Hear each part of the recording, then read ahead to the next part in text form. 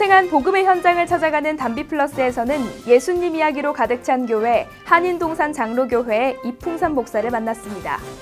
그의 평생 소원은 주님의 은혜를 매일매일 조금씩 더 알아가며 감사하며 사는 것입니다. 대학 강단에서 학생들을 가르치다 교회 강대상으로 자리를 옮긴 이 목사의 순종의 삶을 들여다보겠습니다. 대학에서 학생들에게 영문학을 가르쳤던 이풍산 목사. 그는 하나님의 부르심을 받고 순종하는 마음으로 주님의 사랑을 전하는 제자로 살아가고 있습니다. 십시일반으로 선교금을 모아 코스타리카 빈민촌에 의료버스를 제공하고 어두운 곳에서 빛과 소금의 역할을 하고 있습니다. 내가 예수를 잘 믿으면 나라가 산다고 외치는 이풍산 목사를 만나보겠습니다.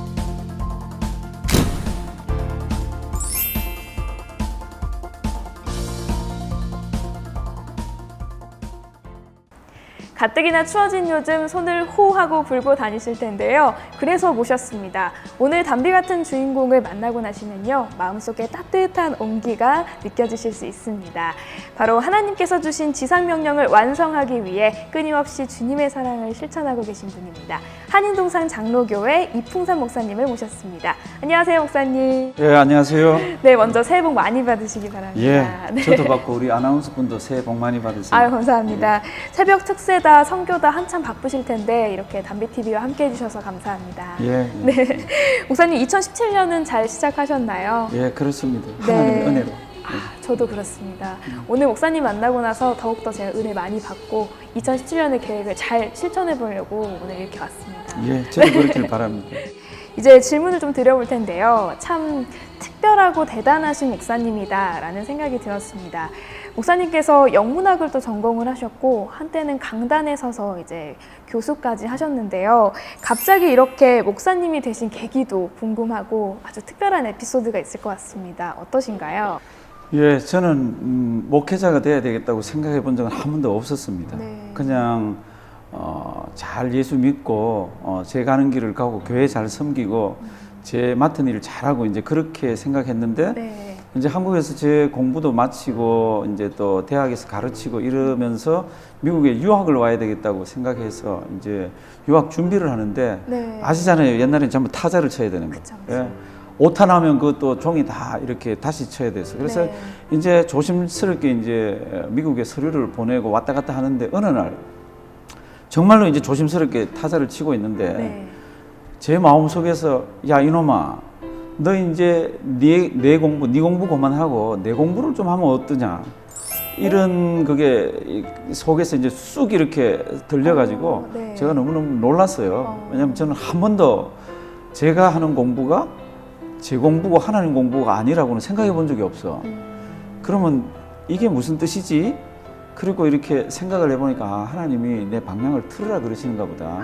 근데 그 틀 수가 없잖아요. 그래서 이제 제 아는 목사님 찾아가 뵙고 사모님 찾아가 뵙고 여러분들 뵀더니 아마 하나님이 이 길을 가라 그러는가 보다. 그렇게 해서 이제 이 길을 이제 틀게 됐는데 문제가 그때가 결혼했을 때예요. 네. 그 이제 우리 집사람한테 얘기를 해야 되잖아요. 아내한테 이제 신학 쪽으로 틀어서 가야 되겠다 그랬더니 우리 집사람이 마냥 좋았죠. 뭐 방학 길죠, 생활 괜찮죠. 그렇죠. 예, 그래서 이 길 간다 그랬더니 한 3박 4일을 울더라고. 하지 말라고. 네. 안 하면 안 되겠냐고. 교회 잘 섬기자고, 더 잘 섬기자고.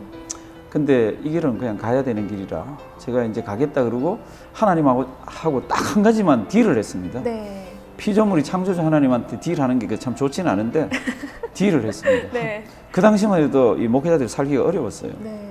하나님, 제가 이 길을 가면은 우리 집사람 일하지 않게 해달라고. 우리 집사람 집에서 개척교회가 하나 섰어요, 한국에. 네. 예, 유명한 교회가 하나 섰는데 그 장인들하고 장모님이 얼마나 이 고생이 되는지를 알아요. 그래서 이제 제가 하나님, 만약에 우리 집사람이 제가 이 길을 간다고 뒤에서 일을 하게 되면은 난 그날로 치웁니다. 유학을 가서도 신학 공부하러 가서도 만약에 우리 집사람이 일하러 나가면 나 그날로 돌아옵니다. 네. 이제 그런데 그 약속은 하나님이 지켜주시더라고요. 예, 다르게 지켜주시는 게 아니라 돈을 막 주셔서 지켜주는 게 아니라 이제 경제적으로는 어려운데 그걸 다 이렇게 이제 참아내고 이해하면서 살 수 있게 하더라고요. 그래서 제가 이 길을 갑니다. 예, 오늘도 가고 내일도 가고 모레도 갈 겁니다. 네, 그렇게 부르심을 받고 이제 목회를 하신 지 어느덧 30년이 넘었습니다. 참 그동안 목회하시면서 어려운 일들도 많고 좀 기쁜 일도 많고 에피소드가 많을 것 같은데요. 어떻게 또 언제 이렇게 어려운 시간을 이겨내셨는지 그 에피소드를 좀 나눠주시면 감사하겠습니다. 교회는 큰 교회건 작은 교회건 다 어려운 문제들이 다 있습니다. 왜 그런가 하면은 교회는 교인들이 은혜 받은 교인들이 있고 하나님이 계신데 네. 그 어슬렁거리면서 돌아다니는 놈이 있잖아요. 눈에는 안 보이는데. 그러니까 큰 교회건 작은 교회건 다 어려움이 있는데 이제 목회하면서 제일 어려운 거는 네. 그놈들이 찝쩍거리거나 교회 분란이 일어나서 어려운 것보다는 제일 어려운 거는 목회자가 목회자 자신을 관리해서 나가는 게 제일 어려워요.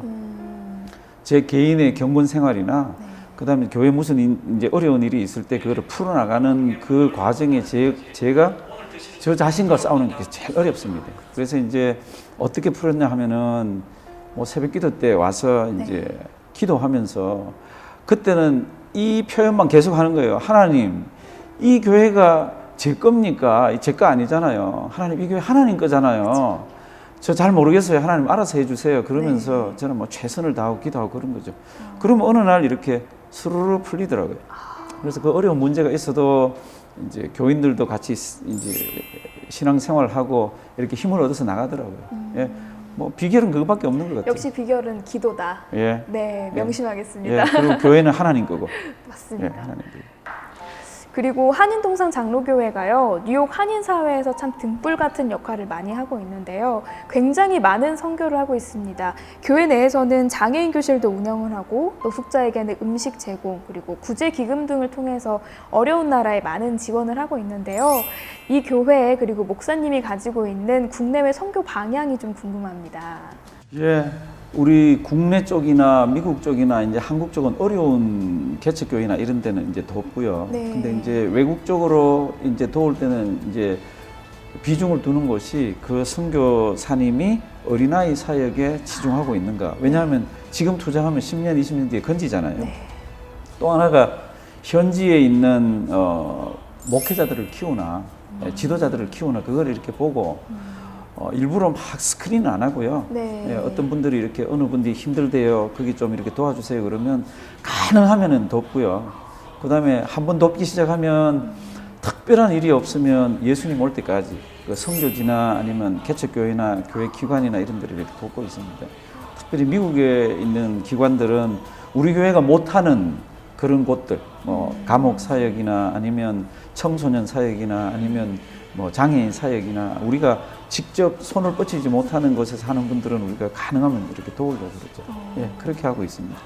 그 봉사를 한 번 하는 건 굉장히 쉽지만 마음만 결심을 하면 되는데 이걸 꾸준히 하는 게 굉장히 어렵잖아요. 근데 목사님이 하시는 모든 선교 방향이 그리고 교회가 이끌어가는 그 방향들이 10년, 이렇게 12년 이렇게 쭉 이어지는 게 참 대단한 것 같습니다. 예, 뭐 하나님의 은혜죠. 네, 그것도. 너무 귀하고 또 귀한 사역이라는 생각이 드는데요. 2017년이 시작되고 굉장히 바쁘게 움직이고 계시잖아요. 특세도 굉장히 뜨겁게 진행이 되고 있는데요. 참 말씀을 듣다 보니까 저도 위로와 힘이 많이 되더라고요. 그런데 아주 특별한 게 또 목사님께서 설교하시면서 사회 현상이나 또 역사적인 그런 이야기들도 많이 하시는데요. 그래서 좀 궁금했어요. 평소에도 공부를 좀 하시고 준비를 하시는지 특별하게 그 이야기들을 함께 엮어서 이제 설교를 하시는 이유가 있는지 좀 궁금합니다. 어차피 예수 믿는 사람은 세상 들어가서 살고 세상 속에서 일어나는 일들을 영적으로 판단을 해야 되고 네. 교회 속에서만 신앙생활 하는 거 아니잖아요. 그렇죠. 그러니까 저도 세상 돌아가는 이야기나 이제 이런 걸 보면서 설교를 이렇게 준비를 하죠.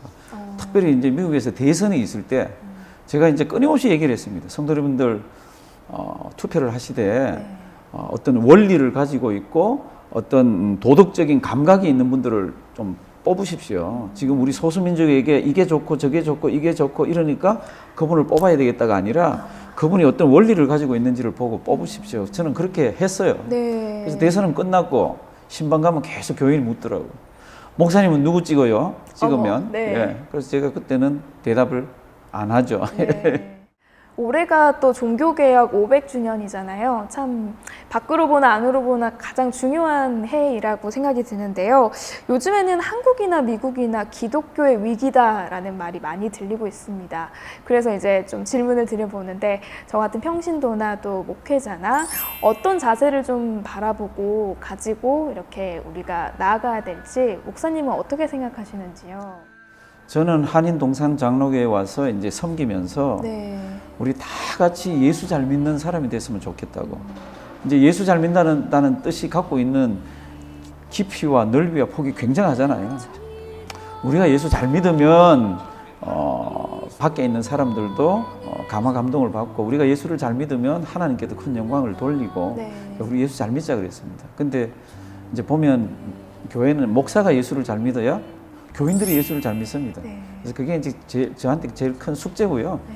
제가 친구들이나 혹시 이제 설교해달라고 이럴 때는 그 말씀을 합니다. 목회자들 앞에서도. 우리가 예수를 정말 잘 믿자고. 그러면 교회도 살고, 사회도 살고, 나라도 산다고. 저는 그렇게 큰 그림은 없고, 내가 예수 잘 믿으면, 나라도 산다라고 생각을 합니다. 네. 저도 잘 믿도록 하겠습니다. 예. 이제 마지막 질문입니다. 목사님의 삶에서 지표가 됐던 성경 구절 혹은 힘이 됐던 은혜를 많이 받았던 찬양이 있다면 좀 나눠주시면 감사하겠습니다. 저는 나의 나 된 것은 하나님의 은혜라. By the grace of God, I am what I am. 그게 저는 제일 고맙고 감사한 성경 구절이에요.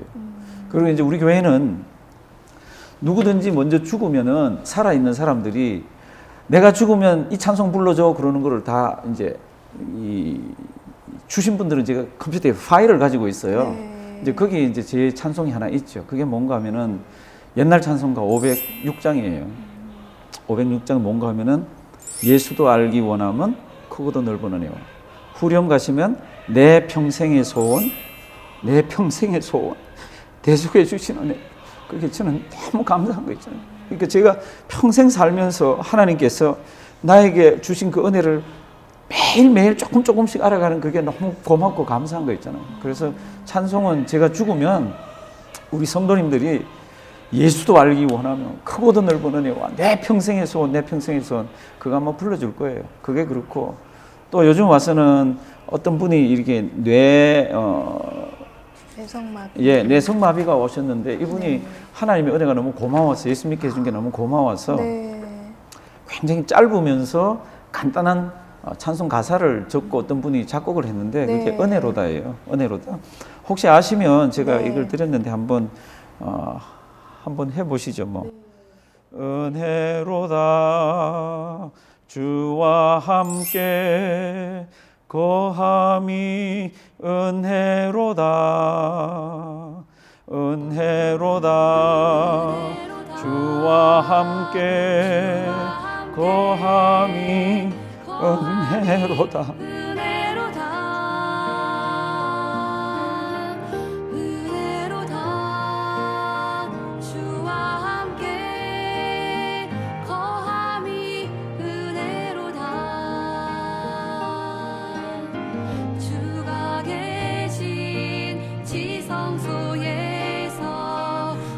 이분은 자기도 어쩔 수 없는 그런 질병 가운데 있지만 예수 믿게 해준 게 너무 고맙고 감사해서 참 이런 곡을 썼습니다. 참 다 하나님 예수 믿게 해준 거 하나님의 은혜죠. 목사님 말씀을 나누면서 제가 끊임없이 웃고 또 마음도 뭉클해졌던 그런 따뜻해졌던 시간이었던 것 같습니다. 이 목사님과의 인터뷰가 참 믿음이 약한 분들 그리고 비신자분들의 마음을 열 수 있는 그런 통로가 되기를 바라면서 오늘 인터뷰 말씀 너무 감사하고요. 한인동산 장로교회를 위해서 그리고 목사님의 2017년 소망을 위해서 함께 응원하고 기도 많이 하겠습니다. 고맙습니다. 감사합니다.